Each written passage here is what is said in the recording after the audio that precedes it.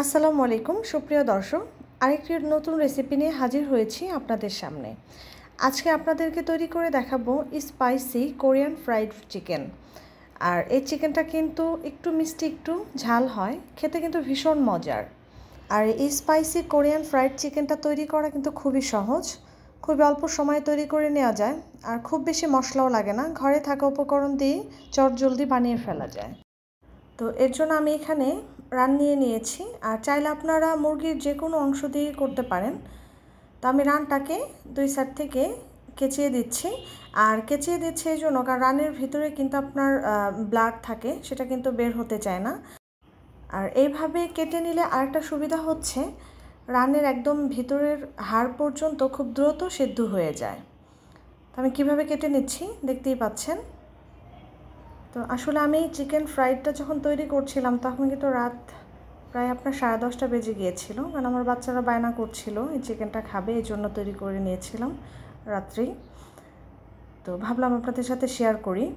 আর এখানে আমি দুধ নিয়েছি 4 টেবিল চামচ, আর একদমই কুসুম গরম পানি, এর সাথে আমি 3 টেবিল চামচের মতো লেবুর রস ইউজ করেছি, আর সেই সাথে একটু লবণ। তো আমি আগেই বলেছি যে এটা আমি আসলে অনেক রাতে তৈরি করতে আসছি, এই জন্য আমার হাতে সময় ছিল না।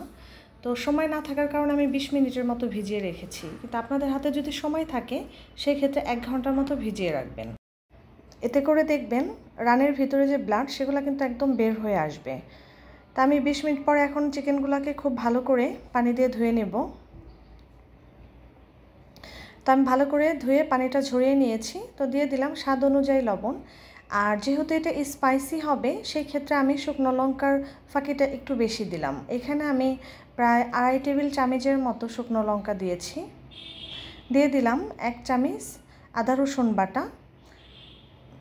তো এটাকে এখন ভালো করে আমি মাখিয়ে নেব। আর দেখতেই পেলেন খুব বেশি উপকরণ কিন্তু আপনার মাখানোর জন্য লাগছে না।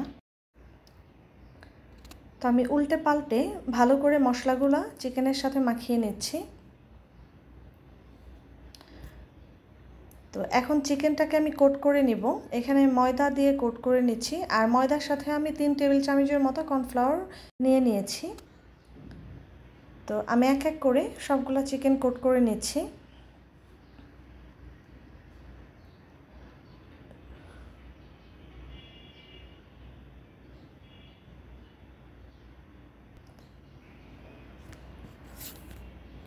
তো আমার সবগুলো চিকেন কোট করে নেওয়া হয়ে গিয়েছে।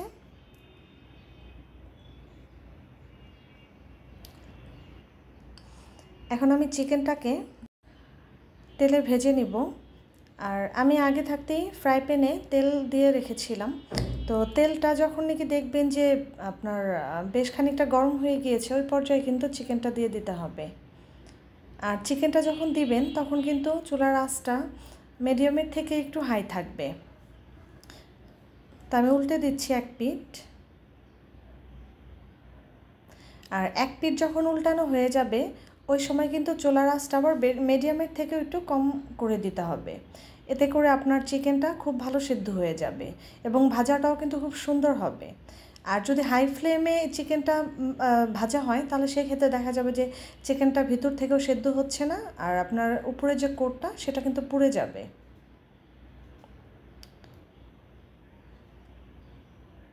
তো আমি আবার উল্টে নিচ্ছি।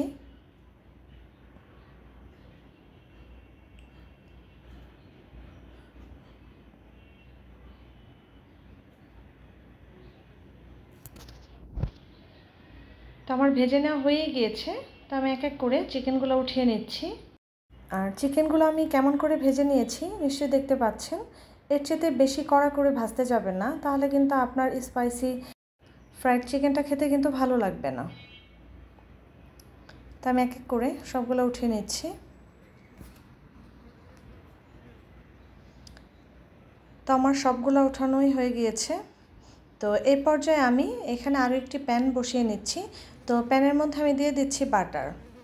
আর যদি ঘরে বাটার না থাকে সেই ক্ষেত্রে আপনারা সয়াবিন তেল দিয়েও করতে পারেন, কিন্তু বাটার দিলে এই চিকেনের স্বাদটা অনেক বেড়ে যায়।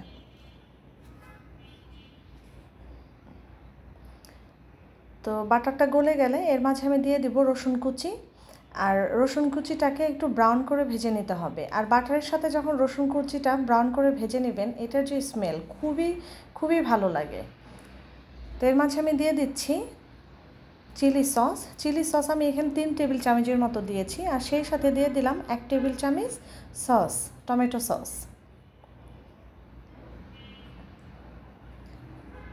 তো সয়া সস দিয়ে দিলাম আমি 1 চামচের মতো।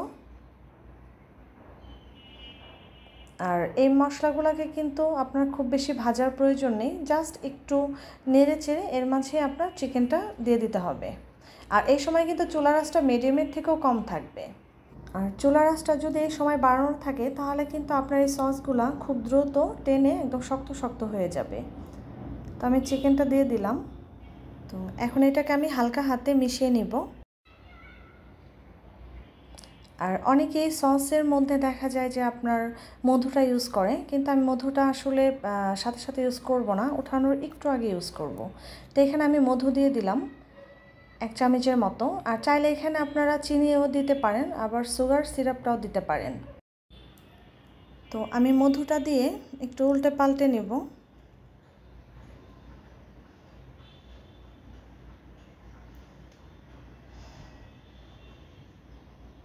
তো খুব আলতো হাতে আমি উল্টে পাল্টে নিচ্ছি।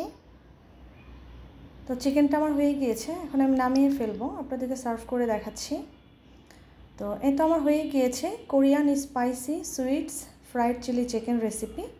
তো আশা করি আপনাদের ভালো লেগেছে। আর আমার রেসিপিটা যদি আপনাদের ভালো লাগে তো অবশ্যই আমার চ্যানেলটি সাবস্ক্রাইব করে রাখবেন। আর আমার এরকম নতুন যদি ভিডিওগুলো দ্রুত পেতে চান তাহলে অবশ্যই আমার চ্যানেলের বেল আইকনটিতে টিপ দিয়ে রাখবেন। তো চেষ্টা করেছি আপনাদের সামনে আরেকটি নতুন ইউনিক রেসিপি নিয়ে আসার। তো আপনাদের যদি ভালো লাগে অবশ্যই আমাকে কমেন্টের মাধ্যমে জানাবেন যে কেমন লাগলো। এটা দেখে যদি কেউ তৈরি করেন কেমন হয়েছে সেটা আমাকে কমেন্ট করে জানাবেন। তো সবাই খুব ভালো থাকবেন, ধন্যবাদ।